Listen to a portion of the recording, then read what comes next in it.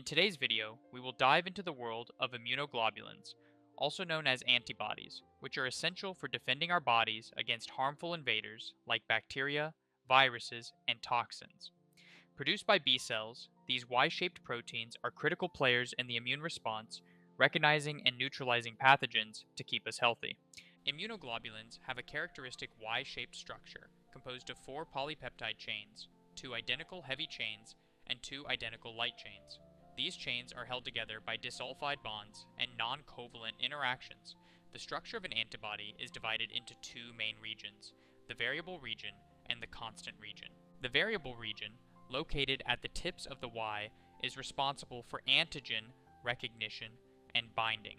This region is unique to each antibody and determines its specificity for a particular antigen. Meanwhile, the constant region, located at the base of the Y, is much more conserved among different antibodies. It plays a vital role in mediating the antibody's effector functions, such as activating the complement system or binding to immune cells via Fc receptors. There are five major classes of immunoglobulins, each with distinct functions that allow the immune system to respond to different threats.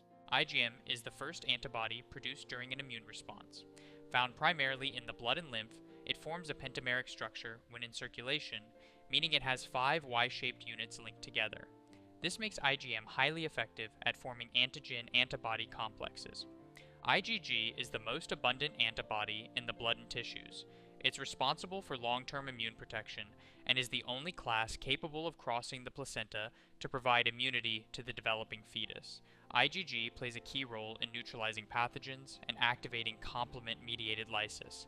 IgA is primarily found in mucosal areas like the respiratory and digestive tracts, as well as in secretions like saliva, tears, and breast milk. It's a crucial player in mucosal immunity, protecting body surfaces exposed to the external environment. IgD is mainly found on the surface of B cells, where it serves as a receptor for antigens. IgD helps initiate B cell activation during the early stages of the immune response. Lastly, we have IgE, which is involved in allergic reactions and defense against parasitic infections. When IgE binds to mast cells and basophils, it triggers the release of histamine and other inflammatory mediators, causing symptoms like sneezing, itching, and swelling during an allergic reaction. Antibodies recognize and bind to specific parts of an antigen called epitopes.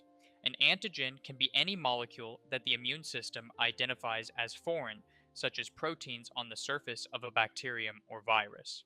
When an antibody binds to its corresponding antigen, it can neutralize the pathogen or mark it for destruction by other immune cells. Let's look at three major mechanisms by which antibodies neutralize pathogens: neutralization, opsonization, and complement activation. Neutralization occurs when antibodies bind directly to a pathogen and block its ability to infect host cells. For example, antibodies can bind to viral coat proteins, preventing the virus from attaching to and entering host cells. Opsonization involves antibodies coating a pathogen, tagging it for destruction. Phagocytic cells like macrophages and neutrophils recognize these tagged pathogens via Fc receptors, leading to their ingestion and destruction. Lastly, antibodies like IgM and IgG can activate the complement system, a cascade of proteins that enhances the immune response. Complement proteins form membrane attack complexes that punch holes in the cell membranes of pathogens, leading to their lysis. Another important function of antibodies is agglutination, where they bind to multiple antigens and form large complexes. These complexes immobilize pathogens and make them easier targets for phagocytosis. Agglutination is also the basis for many diagnostic tests, such as blood typing and pregnancy tests. When antibodies don't function properly, it can lead to various medical conditions. For example, in immunodeficiency disorders like X-linked gammaglobulinemia, individuals are unable to produce sufficient antibodies, leaving them vulnerable to infections.